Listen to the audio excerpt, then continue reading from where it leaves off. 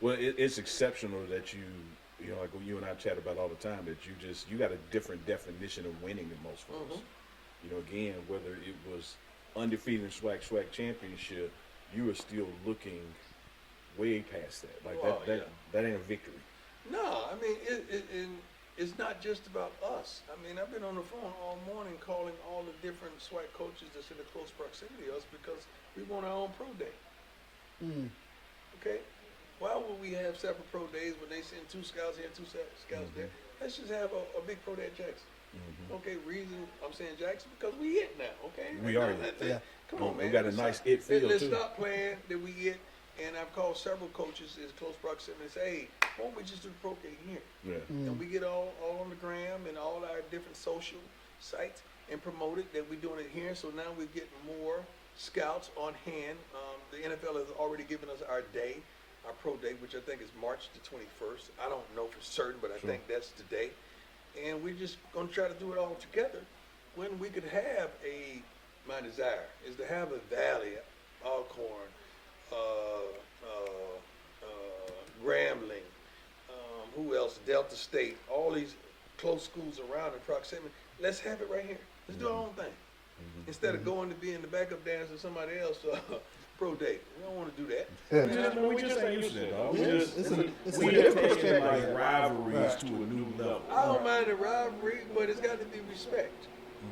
After I played against Jerry Rice and I had one of the biggest rivalries in the game at that time. We never disrespected one another. We never talked negative about one another. Michael Irvin as well. Any of those guys during that era that we played, that I played against, we always had respect for the rivals. The only reason Andre and I fought is because Andre was upset that one brother left another brother. I left. Yeah. And it was hard for him to handle. That was my dog. Yeah. That was my best boy. And I left him in a turbulent situation, man. That's why he was frustrated. He was mad. That's why we fought. It wasn't because we didn't like each other. We had made up by the end of the conclusion of the game and called each other the next day. And when he went to Green Bay and went to the Super Bowl, guess who called him that night and cried on the phone because I was so proud and happy for my brother, man. Yes, and he he did the doggone thing. And to this day, we're close.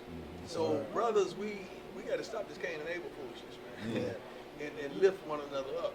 And I love Willie Simmons, man. He's doing it. And you know how I feel about Eddie George. You know Coach George is doing his doggone thing. And I glean a lot from Coach Simmons. Yeah. As a coach, man, tell me about this or that. Coach Willie Taggart, there's so many guys that I could pull from, along as my pro guys as well, but I pull from for information about HBCUs or whatever. And they help me 100%. And there's some things that I won't expose that we need to do a better job inside the HBCU family and walls. We got to do a better job of so many different things. We got to do better by these kids. Yeah. You know, you're in a unique position, Coach, compared to some of your colleagues in the HBCU coaching space. Okay. Explain. A lot of them may have the desire to speak out, but don't have the ability as far as comfort. I agree. So I don't think you and I talked about this before, but I would imagine some of the stuff you say that they hit you on the side and say appreciate it. True that. Because I want to say it, but I can't say it in my True that. situation. I mean, I'm gonna give you one example. Academic departments, we got to do better. There's no way all of us collectively can be ready and preparing to play game 1, and then we find out week of we got 4 or 5 cats that ain't gonna be eligible. How in the world? But you had the whole summer. How in the world does that happen? That does not happen at Power 5s. Yeah.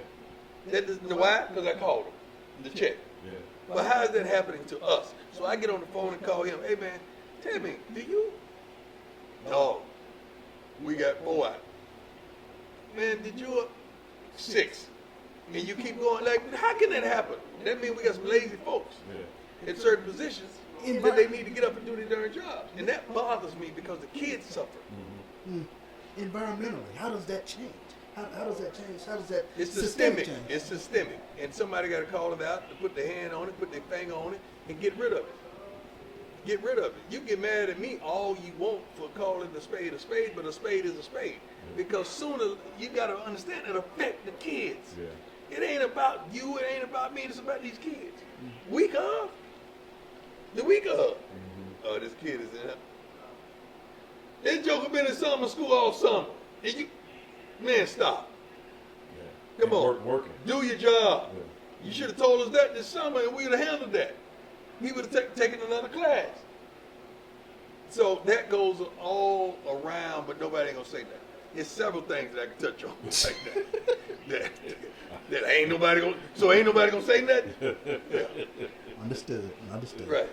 Right. That stuff heats me up. I'm sorry.